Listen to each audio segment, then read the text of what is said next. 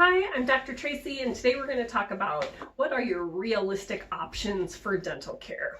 So we're going to cover a couple of them. I've made out a list, a little cheat sheet for myself, and we're going to start at the top. So the first option is do nothing, and we think that's a lousy option. But let's be honest, that's what a lot of people do. It doesn't have to be that way. It doesn't have to be an all or none. You can do some aspects of dental care more and some a little less. So realistically, there are other things you can do. Now, I don't have a bottle of it here, but the first one I'm going to talk about is a water additive. That's when you add basically like a mouthwash. Don't use human mouthwash. Basically, it's like a mouthwash in that you put a teaspoon into a known amount of water, and when your pet drinks water, it works on cleaning up their mouth. We do have clients that do that. We do not sell water additives here. We're not big fans. Drinking clean, fresh water, and a lot of it is so important to animals' health, especially cats, that I don't want to risk deterring them from drinking. We do have some people that use it and do it successfully, and if that's for you, great. I'm not going to do it on my dogs. I'm not going to push a product on you. Another thing you have to be cautious about is some of these products have a small amount of xylitol in as a sweetener. We just think that's a bad idea no matter what.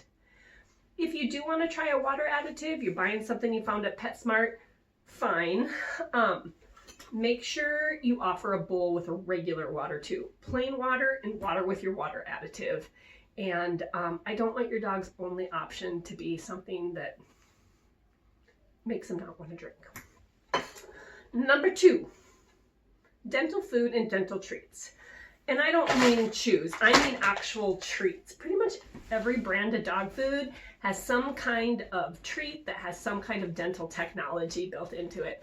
I'm most familiar with the Science Diet. They have a diet called TD, and it is actually full balanced nutrition, something you feed your dog or cat morning and night, and it has dental technology built right into it. I actually like that diet. I don't necessarily like to use it as this is all your pet's going to eat, but the kibble are so big that you can actually use it like a treat. That is something we can special order for you, or you can get on our online store.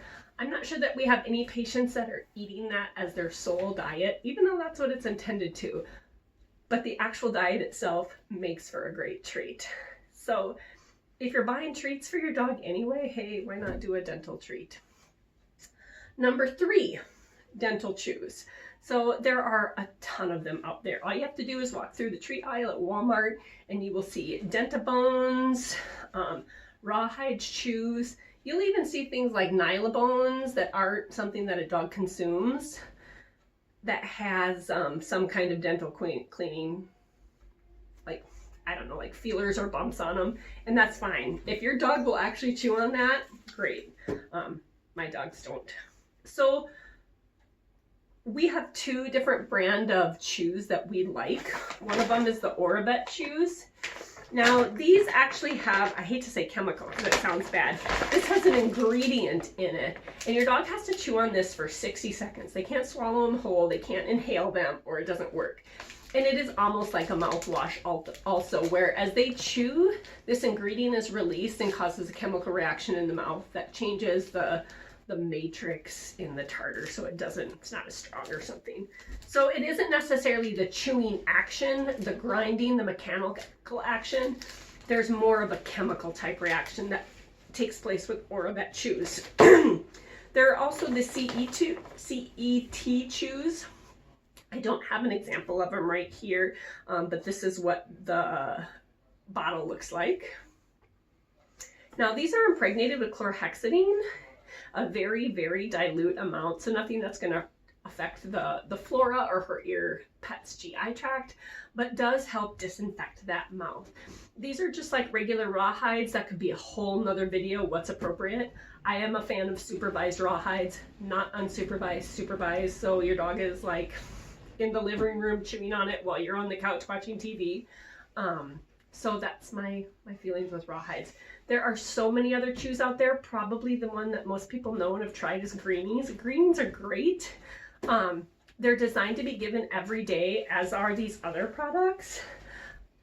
But if you're only doing it a few times a week, it's better than nothing, right? So the next one on the list, brushing. This is the one that I don't do. I have never brushed my dog's teeth. I am just happy if my kids brush their teeth and I get my teeth brushed in a day. So if you have it in your bandwidth to brush your dog's teeth, more power to you. I am impressed because I can't do it. So toothbrushes come in different size and shapes. This is a big dog one, long handled, so you can get really in the back of that big German Shepherd's mouth. And then a little one for cats. And then of course there's the finger brush, which might be easier for you to get in there. It's totally a personal preference. And honestly, I just realized as I'm doing this video, like my camera's in that corner, but I'm looking over there. So I'm sorry if my eyes are like weird. Actually, a gauze or a paper towel looks great. So you can wrap a gauze around your finger and literally, I mean, who hasn't done this before? Like you have slime on your teeth and you're somewhere where you don't have a toothbrush and like you do a paper towel or a Kleenex and like brush your teeth. So you can do this for your dog. You'd be amazed at the soft plaque and the slime that you get on your gauze. So those are options. Now notice I didn't mention toothpaste. Toothpaste is important, but just that mechanical rubbing is important too. If that's all you do is rub your dog's teeth with a gauze, good job. That's better than the people that are doing nothing. But if you are a person doing nothing, I sympathize because I'm kind of a do nothing sometimes. But I'll talk about that later. So these are some of the toothpastes. Yeah, that's enzymatic. So what that means is if you don't scrub, the toothpaste as it contacts the teeth is going to work enzymatically to break up the biofilm, the tartar, and the slime. So there are several different brands, several different flavors. We got poultry flavor. These are 2 different brands. This is malt flavor. So my nose is tickly today.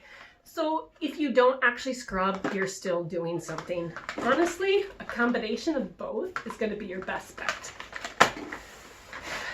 And lastly, this is what I do for my dogs, and this is what I'm going to recommend for most people, whether or not you do all this or you don't. And that is regular annual exams, in which a dental exam is part of that.